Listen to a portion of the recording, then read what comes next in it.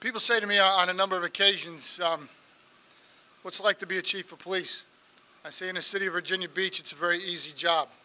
It's an easy job because we have fantastic command staff and executive staff who is sitting to my left. And it's an easy job because the officers on our department and the civilian staff are second to none. You will hear some great stories today. You'll hear some stories of officers and civilians that have gone on above and beyond what we consider the call of duty. And they do excellent things for people they've never met, they have no connection to, and for the most part, they will never see again. Just last night, not too far from here, at one of our local nightclub bars, a couple of our officers had to rush into the bar and perform CPR on an individual.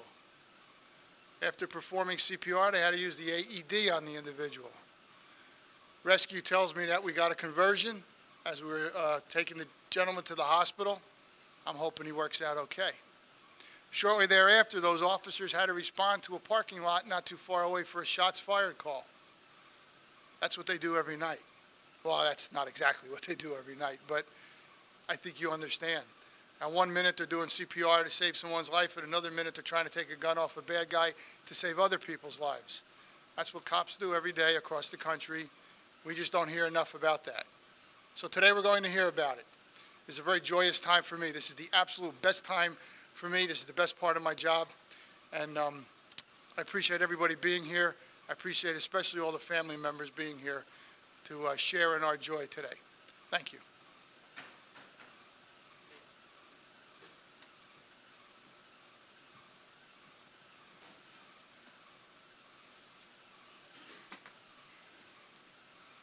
Mayor Will Sessoms Jr. is unable to attend the award ceremony this afternoon. He sends his congratulations to all the recipients.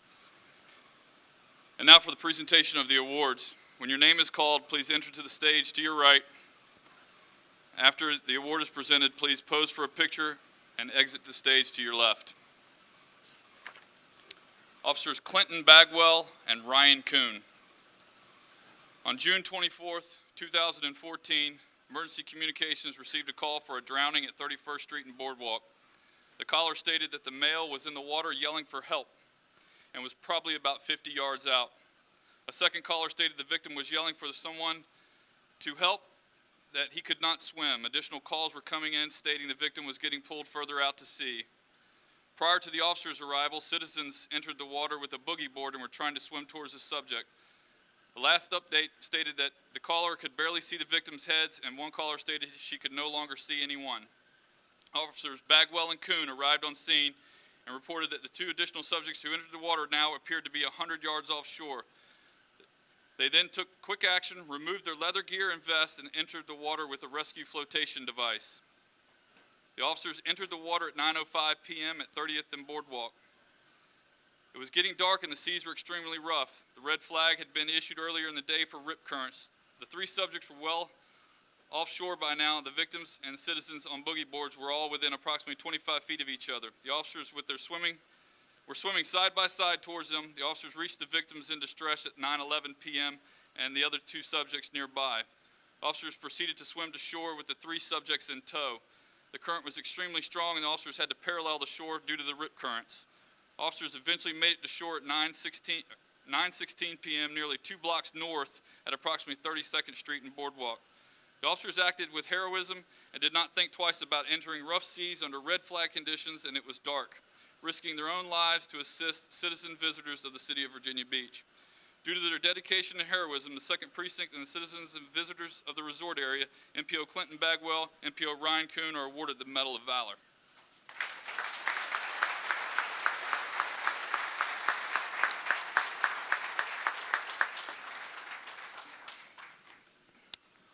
Officers David Kiesel, Peter Mantoni, Stephen Bell, Corey Burton, Daniel Call, Sergeant Brian Walters, Officers Jeffrey Watson, Gary Washington, Wayne Wiley, Scott Abbott, Sergeant James Johnson, and Officer Vincent Jones.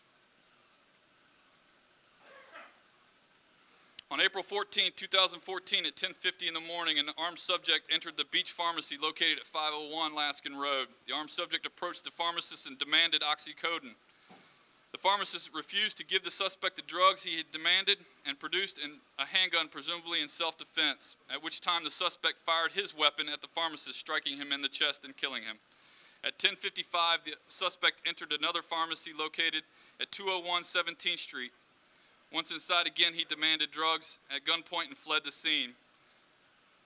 Be on the Lookout was broadcast shortly thereafter. Detective Sergeant Johnson was at the 2nd Precinct, and in the early stages of this event, as the dispatcher was broadcasting the information, Sergeant Johnson immediately left the precinct and started searching for the subject. At 11:10 a.m., Sergeant Johnson spotted the vehicle in Colony Trailer Park. He alerted the officers and attempted to stop the vehicle. The suspect refused to stop and a pursuit ensued, beginning at Virginia Beach Boulevard onto I-264 at Birdneck. The suspect made the exit at I-264 and Lynnhaven Parkway, crossed over to Virginia Beach Boulevard via North Lynnhaven Road and continued west on the boulevard until the suspect made a U-turn in the 5100 block of Virginia Beach Boulevard and Witch Duck Road after being involved in a crash. Throughout this pursuit, the suspect was actively shooting at both pursuing officers and those who were stationary, blocking traffic and deploying spike strips. MPO David Kiesel was directly behind the suspect vehicle in the beginning of the pursuit, and the suspect was shooting at him. MPO Kiesel put his own life in danger, knowing that the suspect had already shot the pharmacist during their first robbery and committed a second robbery. MPO Peter Mantoni, who took the overall lead of the vehicle pursuit, entered I-264 and was also shot at several times as the events unfolded. MPO Stephen Ball and Officer Jeffrey Watson attempted to stop the suspect vehicle by deploying spikes near Virginia Beach Boulevard and Independence Boulevard. The suspect avoided the first set of strips, however, not the second set, which began deflating both tires. Officers placed themselves along the highway knowing the suspect had been shooting at officers throughout the pursuit. MPO Corey Burton also attempted to deploy spikes along Virginia Beach Boulevard. While he was doing so, the suspect also fired at him. Officer Burton placed himself in harm's way knowing that the suspect had previously been shooting at officers. Sergeant Brian Walters, MPO Gary Washington, and Officer Daniel Call had positioned themselves at various stages along Virginia Beach Boulevard to stop traffic and protect citizens from injury. The suspect shot at each of these officers as he passed. Officer Wayne Wiley joined the pursuit on Virginia Beach Boulevard. As the suspect made the U-turn headed east on Virginia Beach Boulevard, he fired upon Officer Wiley, who was westbound on the boulevard. MPO Scott Abbott and MPO Vincent Jones were the flight officers and pilot assigned to the department's air unit. Together, they were able to advise dispatch well as all the units' actions being taken by the suspect and the direction of travel the suspect was taking, up to and including the termination of the pursuit. Their calm demeanor played an important role for the officers on the ground as their information was clear and concise. This allowed ground units to position their vehicles in the best possible positions to prevent citizens from being injured. The pursuit came to a conclusion after the suspect crashed his vehicle near the intersection of Virginia Beach Boulevard and Witch Duck Road, at which time he was taken into custody. Each of these officers showed great restraint and demonstrated professionalism to the highest degree. For their actions during this event, they are awarded the following: MPO Kiesel and MPO Mantoni, the Medal of Valor; MPO Bell, Burton, Call, and Sergeant Walters, MPO Watson, Washington, Wiley, the Silver Cross; and MPO Abbott, Sergeant Johnson, and MPO Jones, the Medal of Merit.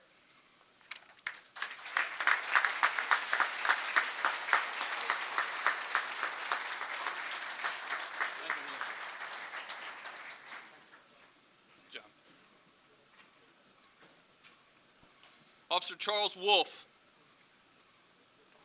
On 6/8/2014 at approximately 19:29 hours, officers were dispatched to an address on Polk Drive for reports of a female victim suffering from a serious head injury. The male suspect and female victim were going through a bad separation. It is believed that the male suspect did not want the relationship to end and was trying to reconcile their differences and make amends. Additionally, the male suspect confessed to the female victim that he had planned on committing suicide by lighting himself on fire. In an effort to avoid further confrontation, the female left her residence and stayed with family members throughout the day. When she returned home that evening, the male was there and physically assaulted the victim by striking her in the head repeatedly with a workout weight. The female was eventually able to struggle free from the suspect, exit the home. A neighbor jogging through the community observed her exit the home and witnessed that she was covered in blood. The male suspect came around the corner of the home and watched the victim receive aid. The jogger then noticed the male approaching them and started screaming for help. Due to the neighbor's actions, other citizens in the neighborhood responded to MPO Wolf's personal residence and asked him for help. Although he was off duty at the time, MPO Wolf quickly responded to the scene to provide assistance. He immediately made contact with the 1st Precinct dispatcher over the radio and properly identified himself and provided regular updates to the responding units. Prior to MPO Wolf's arrival, the male suspect panicked, ran into the rear of the residence, dosed himself in gasoline, and set himself on fire. MPO Wolf utilized his tactical training and police experience to safely approach the male suspect. Once he made contact with the badly burned suspect, he was able to provide first aid and assisted in ensuring the flames were put out, preventing further injury. In addition, MPO Wolf was able to speak to the suspect and obtain a full confession as to what had occurred. He then successfully directed in arriving units and delegated assignments to provide the best use of available resources. This incident clearly demonstrates an officer going above and beyond, especially when in an off-duty capacity. MPO Wolf provided first aid appropriately, provided valuable updates to responding units, and directed incoming units successfully and appropriately. For his dedication to the citizens of Virginia Beach and the mission of the department, MPO Wolf is awarded the department's Silver Cross.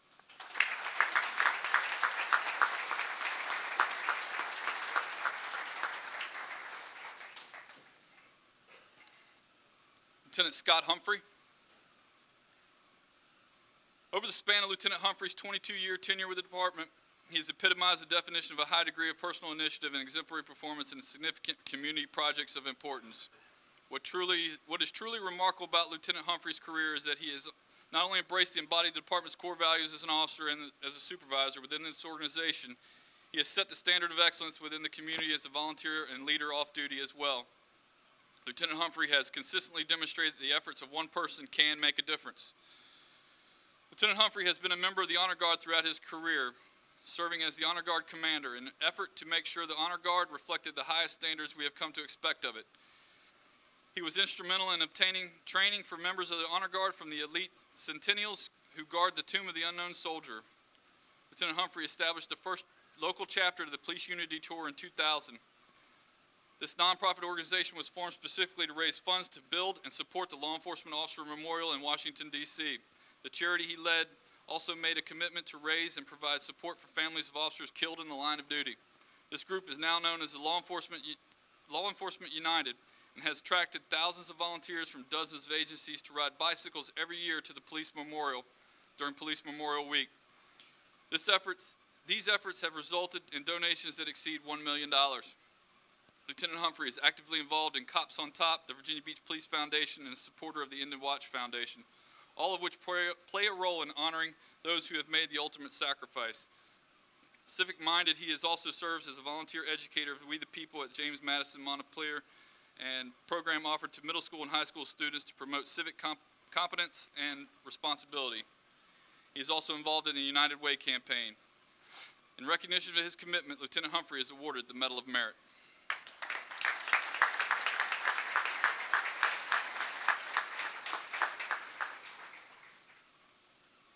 Officer David Bowers, MPO J. Keatley, and K-9 Dax. On 6/3/2014 at approximately 00:32 hours, Communications Dispatch received a call for service for a man having been stabbed in the wooded area in a 100 block of Distribution Lane. In the 2nd Precinct, MPO Keatley arrived and with his K-9 partner Dax located the victim about 100 yards inside the woods. Officer Bowers arrived fairly shortly thereafter and joined MPO Keatley in the woods. The victim was lying on the ground screaming and had lost a tremendous amount of blood. He was described as white-faced, weak-voiced, and stated himself that he was feeling like he was going unconscious. The victim had removed a shoelace from his own boot to use as a tourniquet, but due to the small diameter, it only slowed down the blood loss, but did not stop it. He also was too weak at that point to tight enough to do any good. MPO Keatley removed the leash from his K-9 partner Dax and gave it to Officer Bowers, who wrapped it around the victim's arm in a makeshift tourniquet until rescue arrived. This leash was effective in stopping the flow of blood until rescue could apply a real tourniquet approximately 4 minutes later. At the time rescue was transported to the victim, his blood loss was considered life-threatening as it had also caused a drop in body temperature. It was later learned that the stabbing had actually cut the artery in the victim's arm. The victim was transported by ambulance to Virginia Beach General Hospital and underwent surgery for a severed artery.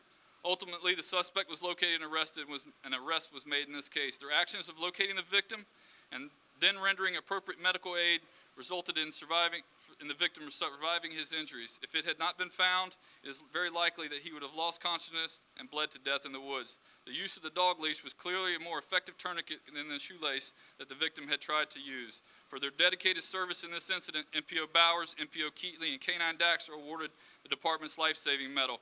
K-9 Dax, who is now retired, is also awarded a little something extra from the Candler.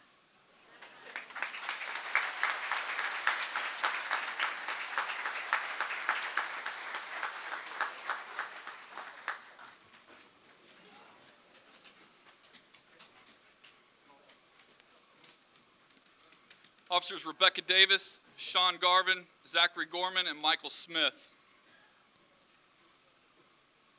On 11/9/2014, at approximately 1:59 in the morning, dispatchers received a call for a stabbing in the 400 block of Lisa Square. Multiple officers responded to the area and were flagged down to aid male victims suffering from multiple stab wounds and excessive bleeding. The responding officers rendered medical aid for the victim's life-threatening injuries. Officer Gorman and Davis applied a tourniquet to his arm to stop the bleeding, while Officer Garvin and Smith packed a gaping wound in his abdomen with gauze. The victim suffered significant injuries, including a severed spleen. He ultimately survived his injuries, which can be accredited to the medical aid performed by the officers on scene, which saved his life. For their life-saving efforts, in conjunction with the extraordinary preliminary investigation, Officers Davis, Garvin, Gorman, and Smith are awarded the department's life-saving medal.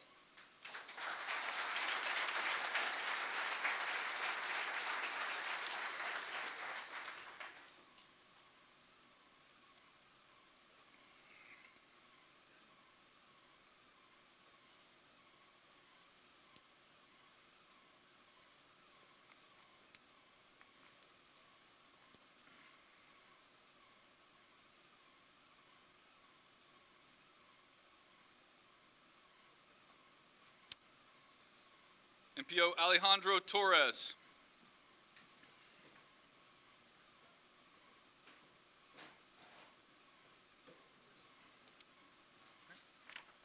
Moving on. We'll go ahead and read his as well. On October the 3rd, 2014, at 21:44 hours, Officer Torres responded to a cardiac call for service at 2301 Atlantic Avenue, room 108. The caller stated an ambulance was needed as someone was at this location was not breathing. Upon arrival, Officer Torres found a male subject, lying on the floor at the end of the bed. Subject was unconscious and blue. Officer Torres began CPR and cleared the scene for rescue to respond. Fire and EMS arrived on scene and the patient was now awake. EMS advised this was not a cardiac, but what appeared to be a reaction to narcotics. Officer Torres' investigation after the subject was transported to the hospital determined this was a reaction to the illegal use of heroin. The officer arrived within 2 minutes of the call being dispatched. His quick assessment without hesitation, the implementation of CPR resulted in the subject breathing and regaining consciousness. The subject was unconscious, not breathing, and blue due to the lack of oxygen during his initial assessment. EMS and fire arrived approximately 2 to 4 minutes after that, and the 2 to 4 minutes was the critical as the subject was not breathing. For his quick action and aid rendered, Officer Torres is awarded the department's life-saving medal. He could not make it today.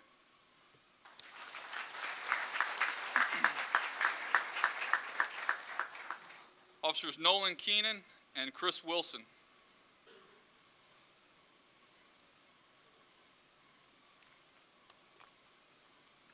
On 7/12/2014, Officer Wilson and Officer Keenan responded to a cardiac call for service at Cape Henry Court. The caller stated he did not think his wife was breathing. Upon arrival, Officer Wilson and Officer Keenan were told by the husband when he arrived home his wife was unconscious, not breathing on the condo floor. Officer Wilson checked the victim for a pulse and determined she was not breathing. Wilson initiated CPR and Officer Keenan prepared an AED. Officer Wilson continued CPR while Keenan applied the AED. Fire and EMS arrived on scene and confirmed this was a cardiac case. At 19:37 hours, Zone 8 advised dispatch of the conversion. The officers arrived within 5 minutes of the call being dispatched. Their quick assessment without hesitation and the implementation of CPR and preparing the use of the AED resulted in a conversion. The patient was unconscious, not breathing, and unresponsive during the initial assessment. EMS fire personnel arrived approximately 3 to 4 minutes after the officers.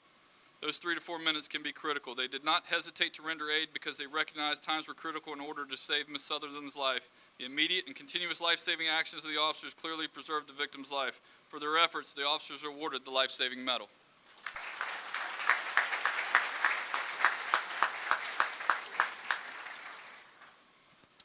Officer Kathleen Fallon.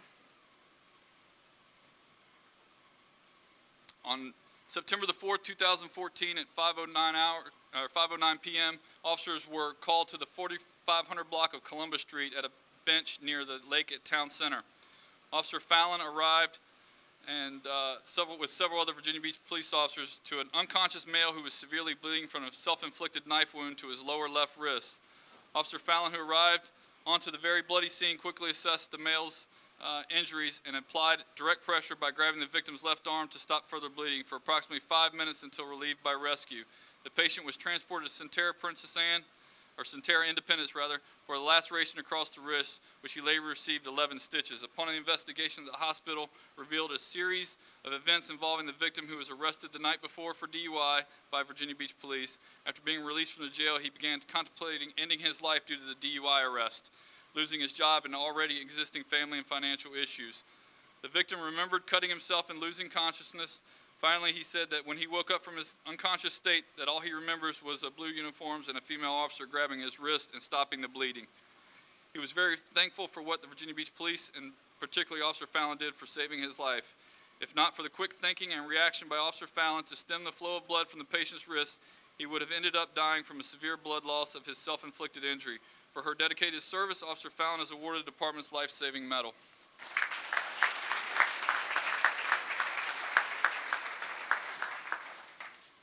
MPO Rafael Vargas and Officer Adrian Rodriguez. On June 9, 2014, at approximately 8:30 p.m., MPO Vargas and Officer Rodriguez were dispatched to the 400 block of Gotham Road for a male subject in cardiac arrest. When MPO Vargas arrived, the patient was unresponsive and appeared to be gasping for air and quickly went into full cardiac arrest. Officer Rodriguez arrived and the officers worked in unison to apply an AED and begin CPR. The AED advised for shock twice. Fire arrived and took over CPR, and their AED advised to shock once again. During this time, both officers assisted fire and EMS personnel. MPO Vargas continued with chest compressions while Officer Rodriguez assisted in setting up the equipment as well as holding the lights for the paramedics, both equally important. Fire and rescue were able to get a conversion with the officer's assistance. While outside the ambulance, a firefighter asked who applied the AED. When he was told it was 2 officers, he thanked them and shook their hands, telling them they did a great job. In speaking with the charge nurse at Virginia Beach General Hospital, Sergeant Gervin was told the patient was converted and will be moved to the ICU.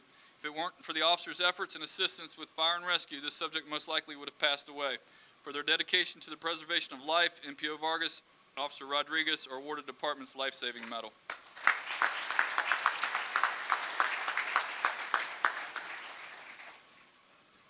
Officers Chris Curry and Zachary Potwine. On January 21st, 2015, at approximately 10:30 p.m., officers Zachary Potwine and Officer Chris Curry were dispatched to 600 block of Sutai Court in reference to a subject with a self-inflicted gunshot wound. Officer Curry arrived on scene at the same time and made their way up to the apartment. They were met at the door by a complainant and directed them to the victim, who was lying on the couch. Officer Curry turned to the victim and began to assess the extent of injuries. While he did this, Officer Potwine went into the kitchen to secure the initial scene and the firearm. Once these areas were secured, the officers turned their attention back and applied a tourniquet and asked him to put it on the victim's arm while holding direct pressure onto the bullet's entry and exit points. Officer Potwine cinched down the tourniquet and locked it into place. As this occurred, paramedics arrived on scene and took over treatment. Sergeant Wessler, who was on scene, had a brief conversation with the lead fire medic and asked him what he thought of the initial response. He said that was a great application of the tourniquet and very timely. Tell your boys, good job. For their dedicated service and life-saving techniques in the preservation of human life, Officer Curry and Officer Potwine are awarded the department's life-saving medal.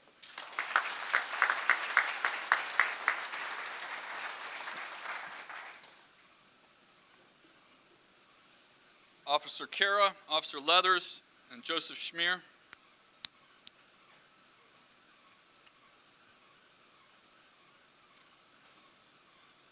On September 28, 2014 at 20:30 hours, Officer Kara, Leathers, and Schmier were dispatched to cardiac arrest in Lindsley Drive. Case comments indicated the 67-year-old male was not conscious and not breathing, but the CPR was in progress. Officer Kara arrived first on scene about 2 minutes after the call went out and began providing chest compressions to the subject.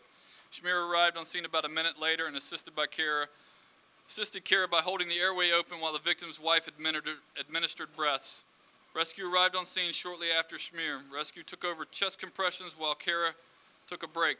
Schmier continued holding the airway open and as a pulse was established for a moment, but it became unstable as soon as compressions stopped. Officer Leathers arrived on scene and relieved rescue from chest compressions so they could offer further medical assistance. Officer Leathers provided chest compressions for approximately 10 minutes while Schmier continued to support and stabilize the victim's head to allow breaths. A pulse was obtained and gained shortly after, but it failed to maintain. Leathers continued with chest compressions to reestablish pulse, which this time was stabilized. The victim was ultimately placed in the ambulance with a pulse and transported to Virginia Beach General. He was left in the care of the hospital staff and was checked on later. He was in critical but stable condition and expected to make a full recovery. On October the 22nd, Officer Leathers confirmed the victim had made a full recovery and is currently taking medication for his heart. For their dedication in preserving the lives of the officers are awarded Department's life-saving medal.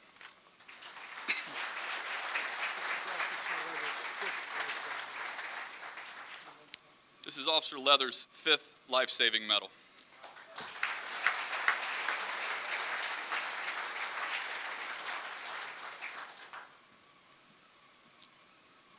MPO Stephen Downing. On June 19th, 2014, at 3:05 p.m., officers were dispatched to a cardiac case at 2937 Sandbend Road in Sandbridge section of the city. The complainant for this call reported that a construction worker at the location was not breathing and was not conscious. MPO Downing was in the vicinity and swiftly responded to the case. Case comments being relayed to the officers by the dispatcher was the victim had been outside all day and may be suffering from heat exhaustion or possibly even a stroke. The complainant informed the call taker that CPR was not in progress. MPO Downing arrived on scene and through his quick assessment was able to determine the victim was not suffering from heat exhaustion or stroke, but rather he was in cardiac arrest. MPO Downing quickly went into action and enlisted the help of the victim's co-workers to start CPR. MPO Downing provided chest compressions and coached the Good Samaritan through the performance of rescue breaths. At 13 hours, firefighters from Engine 17 confirmed the fact that the victim was in cardiac arrest. The victim was eventually stabilized and transported to a local hospital for further treatment. For his dedication to the community and commitment to the preservation of life, MPO Downing is awarded the Department's life-saving medal.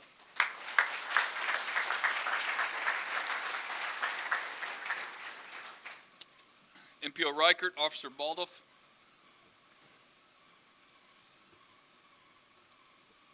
Neither of these officers could be with us today. On September the 24th, 2014, dispatchers received a suicide call in the 400 block of Borough Oak Court. The complainant reported that his wife slit her wrist with a knife and had lost a significant amount of blood. MPO Reichert and probationary police officer Baldoff at the time responded to this case location and observed the victim lying on the floor in a pool of blood inside the resident's bathroom. MPO Reichert observed a deep cut through the victim's left wrist and a smaller cut to her right wrist. Officer Reichert and Baldoff immediately moved the victim out of the room to assess her wounds and began first applying direct pressure until rescue arrived. The victim was in and out of consciousness and was later transported to a hospital where she made a full recovery.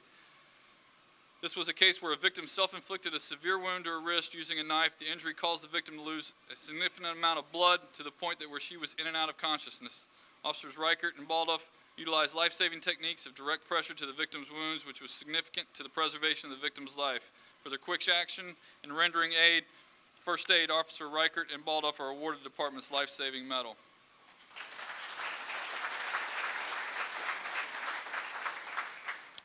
Officer Curtis Vogel. On September 27, 2014, police dispatchers received a call for service in the 1600 block of Bailey Lane. Caller reported the victim, an 18-year-old male, had accidentally shot himself in the right calf. Officer Vogel responded to the scene and immediately began rendering medical aid to the victim. Vogel, together with the victim's father, improvised a tourniquet using an extension cord and applied it to the victim's leg as he was bleeding profusely. When rescue arrived, Vogel continued to provide medical aid as EMS provided guidance due to the confines of the room size. The victim was later transported to the hospital where he was determined to have severed an artery. Officer Vogel, quick thinking and application of a tourniquet prevented the victim from bleeding out prior to EMS arrival. The victim survived his wounds. Due to his actions, quick thinking to save the life of this victim, Officer Vogel is awarded the department's life-saving medal.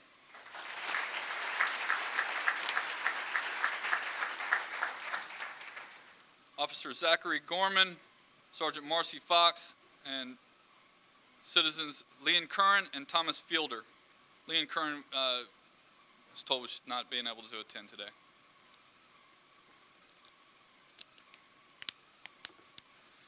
On August 29, 2014, at approximately 10:15 hours, several police units responded to a priority 2 cardiac arrest at 6th Street and Boardwalk during the American Music Festival. Several units were at the concert for crowd control at 5th Street. Those officers ran to the scene. When units arrived, the victim was in full cardiac arrest, and CPR was in progress by 2 citizens, Ms. Lee Curran and Mr. Thomas Fields. Officers quickly moved into action, each taking a role without any direction. Several officers got the crowd back and set up barricades, allowing the other officers space to administer critical aid to the patient. Officer Gorman took over chest compressions from the citizens. It was apparent an AED was needed. Officer Curry ran across and through the crowded beach to retrieve an AED from his ATV. Lots of acronyms there, folks, sorry. Sergeant Fox applied the AED pads and administered 1 shock when directed by the device. The AED brought the patient back out of cardiac arrest. Once EMS arrived and took over, officers refocused on caring for the family by calming the wife and locating additional family members. Prior to leaving the scene, the patient was conscious, alert, and talking in the back of the ambulance. Officers displayed a remarkable teamwork, immediately assessing the required tasks and accomplishing them quickly. For their dedication and teamwork, Sergeant Fox, Officer Gorman are awarded the department's life-saving medal. Citizens Lee Curran and Thomas Fielder are awarded the Civilian Life-Saving Award.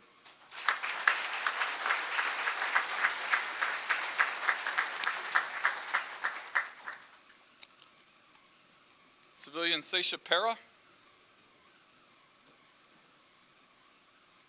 On December the 8th, 2014, at approximately 10:22 a.m., Mr. Marvin Bronson Sr., 85 years old, who was at the deacon at the Calvary Baptist Church, located at 4832 Haygood Road, was in the church break room when he had a fatal medical emergency. Mr. Bronson fell from his chair, most likely due to a heart attack, and hit his head on the floor, causing massive head injury. 2 employees from the United Parcel Service, Mr. Robert Pera and his wife Sisha, had just arrived to pick up the package. Ms. Pera ran to the office and began to administer CPR to Mr. Bronson. Ms. Pera continued with her efforts until fire, EMS, and police arrived on scene and took over the life-saving efforts. Mr. Bronson was shocked twice, and a conversion was accomplished at 10:32 hours. By 2:30 p.m., Mr. Bronson was in stable condition with a heart rate of 80. However, remained unconscious. It is with sincere gratitude that the Virginia Beach Police Department acknowledges the efforts of Ms. Pera for her dedication and her effort to save the life of a total stranger. Ms. Pera is awarded the department's Civilian Life-Saving Award.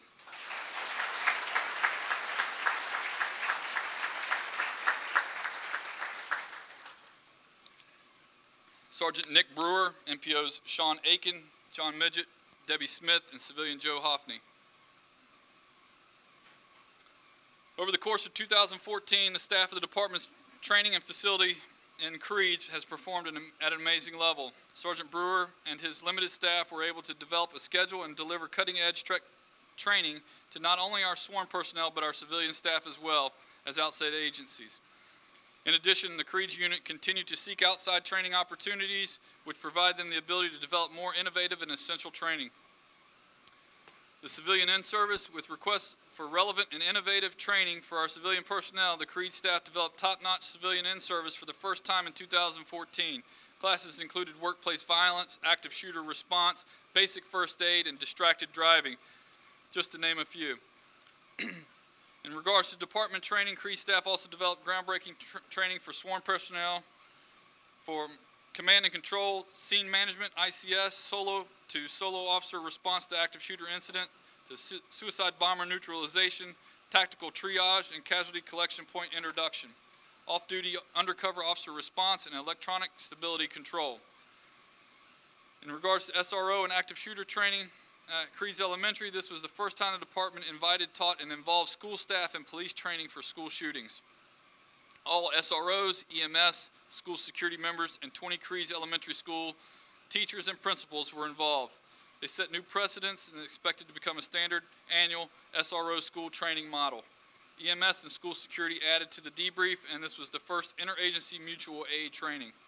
This effort received much recognition and was a perfect example of police department fostering partnerships with other city agencies. Instruction involving outside agencies, the staff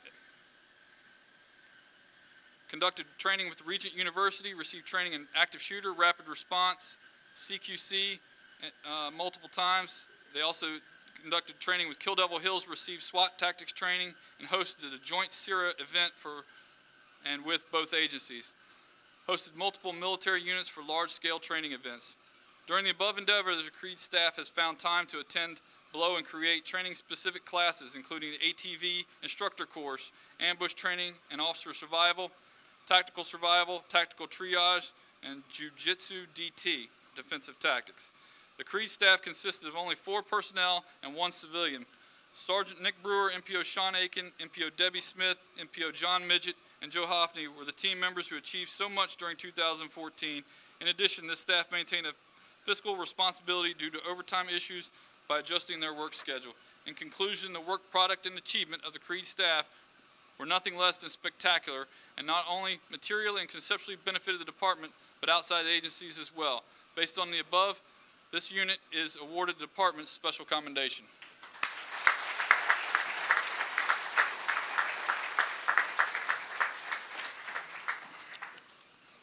Officer Kenneth Buckner. Officer Buckner could not be with us today.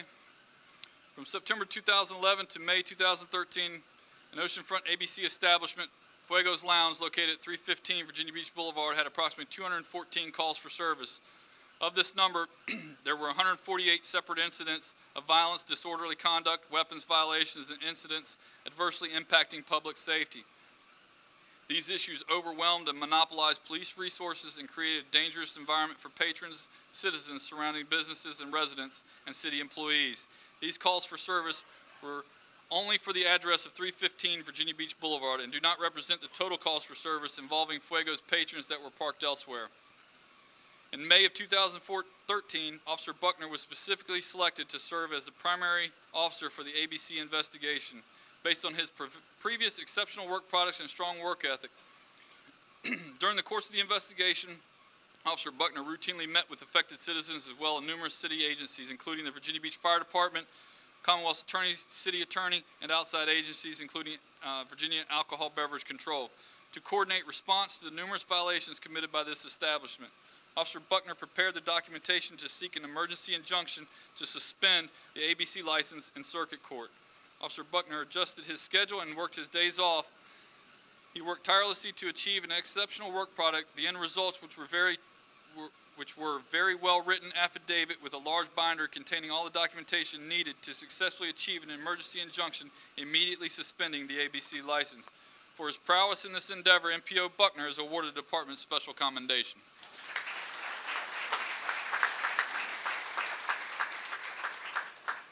Deputy Chief John Bell, Lieutenants Renee Ball, John Gandy, Shannon Wichendahl, Sergeants Alicia Jones, Stephen Shunk, MPOs Daniel O'Laughlin, and Anthony Espinoza. Deputy Chief Bell could not be with us today. The City of Virginia Beach has one of the highest populations of mentally ill and serious mental ill persons in the Commonwealth of Virginia. In addition to being a resort city, sometimes those suffering from various forms of mental illness from around the country find themselves in Virginia Beach when they suffer a mental health crisis, which is not infrequent. To better serve those in crisis, in 2008, the Virginia Beach Police Department, in partnership with Mental Health Services, the Virginia Beach Sheriff's Office, and several community groups, partnered to develop formal crisis intervention team. training for police officers and sheriff's deputies. This training was designed to give police officers the tools needed to effectively respond to the large types of cases listed above, to divert consumers from the criminal justice system where possible and into needed treatment facilities. At the same time, the training was designed to help treat those in need with dignity and to mitigate the frequency in which physical force would be used against persons in crisis. In 2007, Deputy Chief Bell and Lieutenant John Gandy from the Virginia Beach Police Department initially were identified as the police department representatives. They worked with the representatives of Human Services, Emergency Service, Sheriff's Office, and Emergency 911 to conduct extensive research to develop comprehensive needs and assessments that resulted in a Byron Grant awarded to the City of Virginia Beach to develop the Crisis Intervention Team program. From their initial core group of instructors, Clinician Mary Whitwither, Lieutenant Shannon Witchendahl, Lieutenant Renee Ball, John Gandy, Sergeant Shunk, Sergeant Jones, and MPO Espinoza and O'Laughlin attended various train-the-trainer courses, then worked long hours to develop the initial 40-hour training course, which is still in use today. Since the numerous other instructors have been identified and the department has able to host 2 to 4 CIT courses per year, additionally, all members of the agency, both sworn and non-sworn, have attended abbreviated portions of the CIT training. This notable and seldom seen praise from the highest levels of our state government recently, the House Joint Resolution number 851 was submitted to the Speaker of the House of Virginia, House of Delegates by Delegate Bill DeSteff on behalf of the 8 delegates and senators that represent Virginia Beach in the Virginia General Assembly. In summary, the resolution commends the Crisis Intervention Team program in Virginia Beach for its work to help people in mental health emergencies, to seek appropriate care as an alternative to punitive incarceration, and goes on to express the General Assembly's respect and admiration for the program's dedicated and compassionate work on behalf of individuals with mental illness. On February 20th, 2015, the resolution was agreed and adopted by the full House of Delegates. For their dedication to the citizens of Virginia Beach and the mission of the Virginia Beach Police Department, each of these members is awarded the department's special commendation.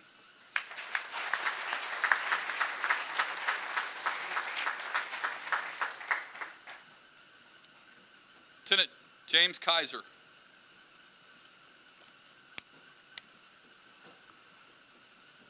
The first precinct occupies space that was originally built in 1977 and has ever since been shared with various other elements of the police department, especially services, forensics, and investigations. Over the course of time, it has been clear to all that the muster room, officer workspaces, and especially the sergeant's workspaces were entirely too small and had become impractical.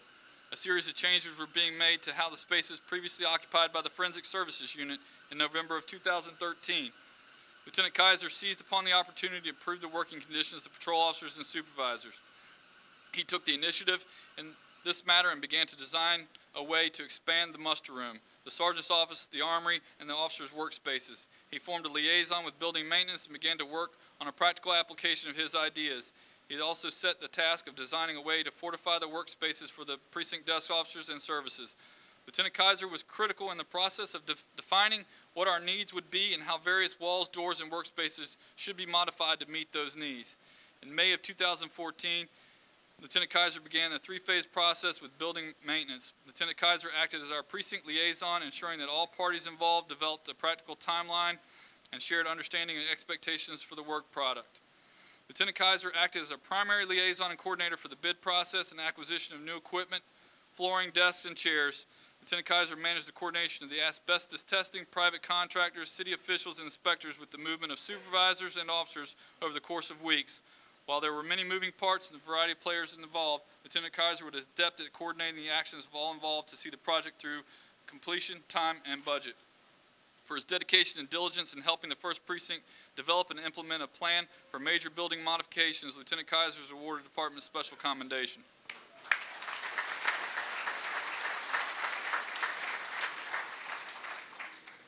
MPO Crumpton.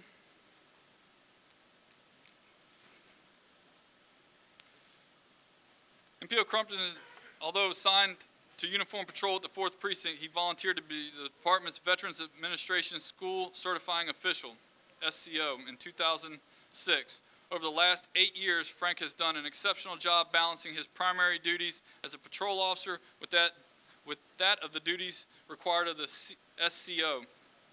The SCO is responsible for keeping the VA informed of enrollment, disenrollment statuses of veterans and other eligible persons. He maintains records of VA students and makes all records available for inspections. He manages 2 VA education benefits programs, educational benefits during the academy and also on-the-job apprenticeship benefits for 2 years after the academy. He created a spreadsheet which provides a detailed listing of the veterans' enrollment throughout the years of the education on-the-job apprenticeship training program. He has updated and broadened the Veterans Education and On-the-Job Training Benefits Program description for the VBPD hiring website and police recruiting team. This task was no small undertaking. It is something Frank does not have to do, but chooses to do. Our veterans have benefited greatly from all his efforts over the course of the last 8 years. MPO Crumpton has processed 126 veterans. For dedication to the department and his military veteran members, MPO Crumpton is awarded the department's special commendation.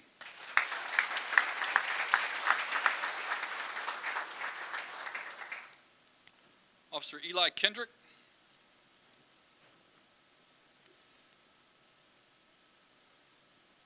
On October the 16th, 2014, at approximately 3 a.m., Officer Eli Kendrick was just logged off duty from the 2nd Precinct and was returning home in his personal vehicle. He was still in uniform and had left his city radio turned on.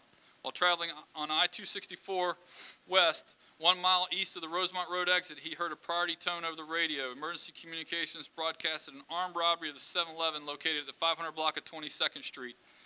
Knowing the location of this 7-Eleven, Officer Kendrick believed the suspects would likely use 264 West to leave the area.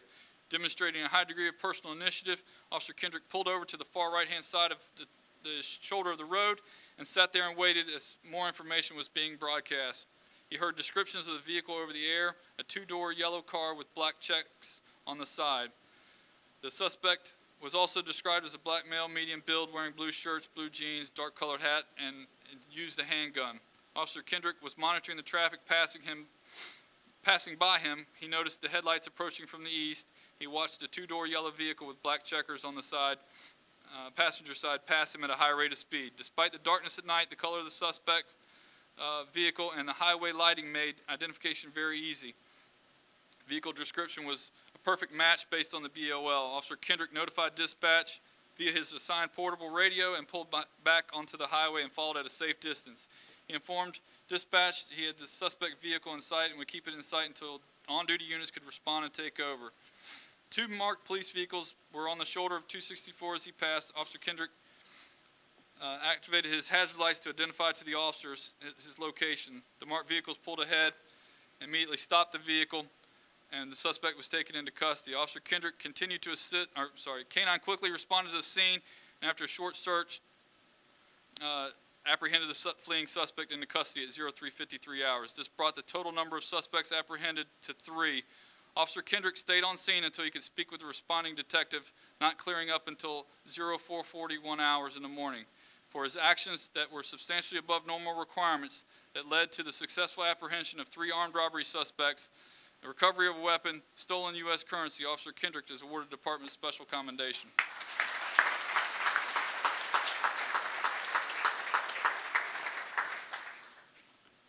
Officers Chris Skinner and Troy Van Oostendorp.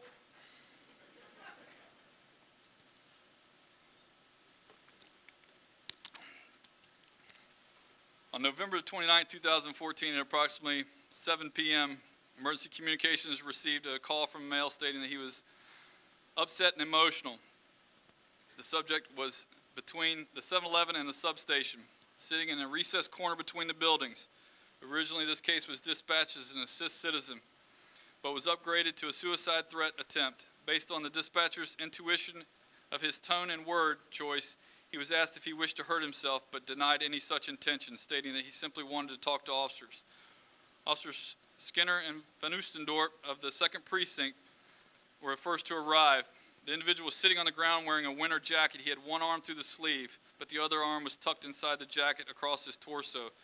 The officers approached and engaged him in conversation, during which he continued to explain that he had not eaten all day and was very cold. He seemed very depressed, but otherwise was fine. While speaking with him, the officers asked if he had any weapons, to which he replied, "I have a gun." The alarmed officers, who by this point had established a positive rapport with the subject, continued to say that he continued to say that he had the gun concealed under his jacket, pointing at his own chest. The officers drew their weapons for their own safety, but because of their established rapport with the subject, were still able to maintain positive communication with him, knowing he was still suspected of having a weapon underneath his jacket. Knowing that their positions had been compromised, but relying on their established conversation with the subject, the officers bravely continued to speak casually with him. Their weapons at the low ready, since the subject would have difficulty turning the weapon on them since he was underneath his coat. Officers held their positions to reassure him that they were there to help.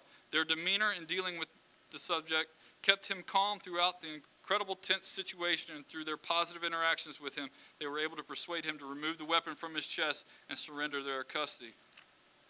Both officers displayed great heroism and sacrificed their own personal safety by electing to maintain a line of communication with the distraught individual, and for putting themselves in harm's way to preserve life, they awarded the department special commendation.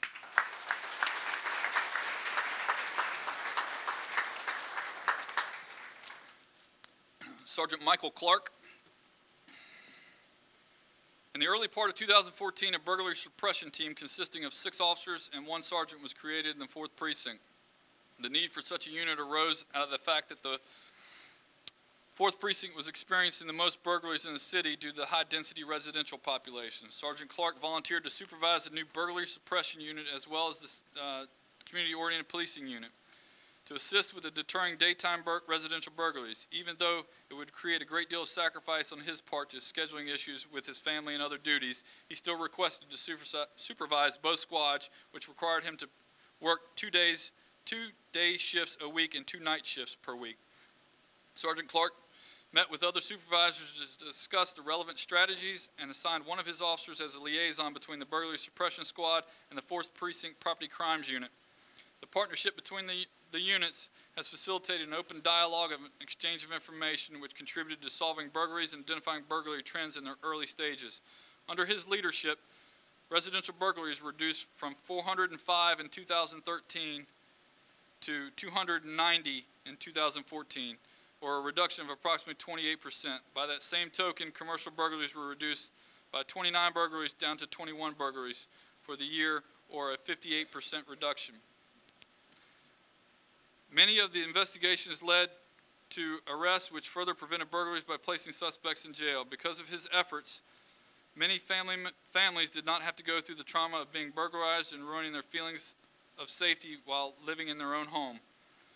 Many people end up moving after being burglarized because they never feel safe in that house again. Due to Sergeant Clark's efforts to reduce burglaries in the 4th Precinct, he is awarded department special commendation.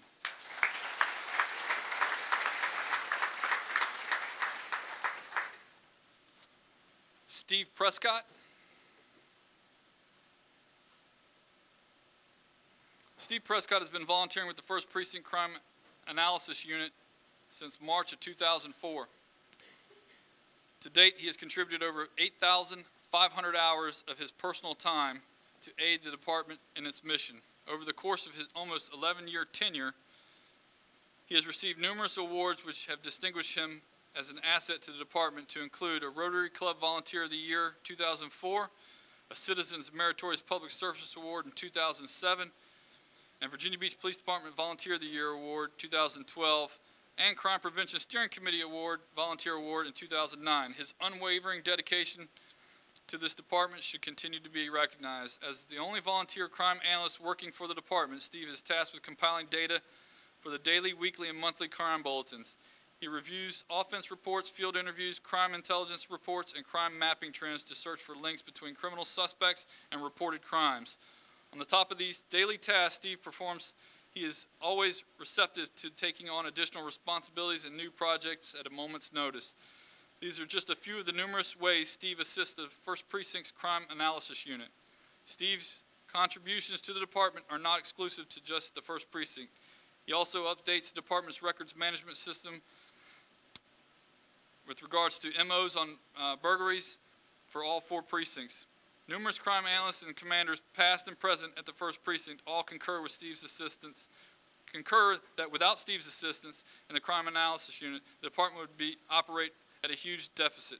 Steve's dedication, professionalism, and outstanding work ethic undoubtedly exemplify an act of valuable police service demonstrating special faithfulness and preservation. For his unwavering dedication to the Virginia Beach Police Department, Steve is awarded the department's special commendation.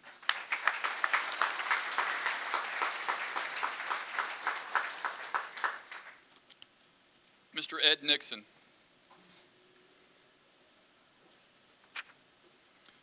Mr. Ed Nixon volunteers every Saturday at the 4th Precinct performing parking enforcement specialist functions. This volunteer duty is extensive.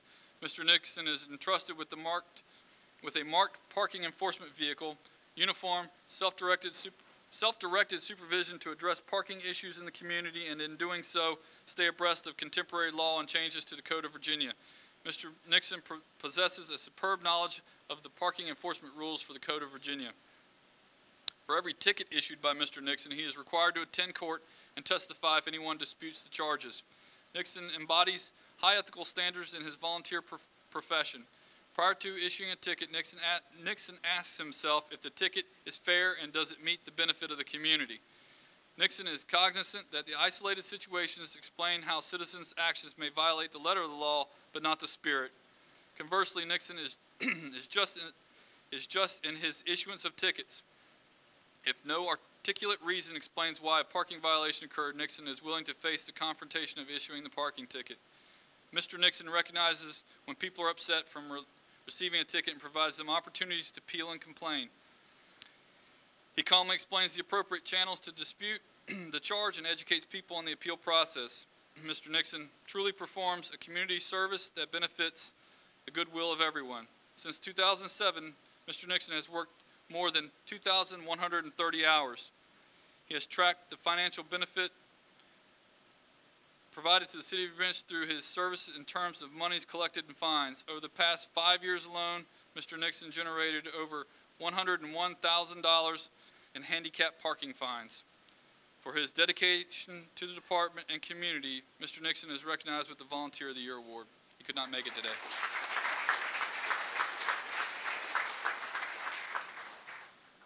Ladies and gentlemen, this concludes our program. Thank you for joining us today for this special occasion, and congratulations to all the award recipients.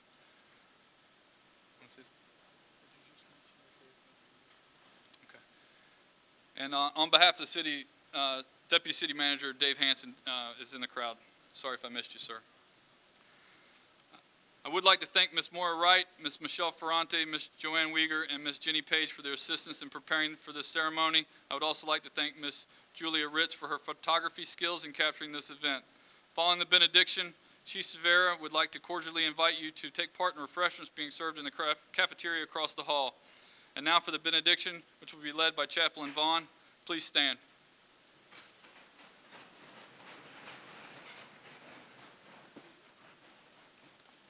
What we've just seen is another example of what a great city we live in and how much we appreciate our police force. I ride with the officers twice a week, and I can tell you from my experience, I'm not surprised a bit. Bow your head with me, please. Lord, we thank you for the outstanding police service for our city. We ask that you go with our officers and their families, keeping them safe, and we thank you, Lord, for your grace and mercy. In your holy name I pray. Amen.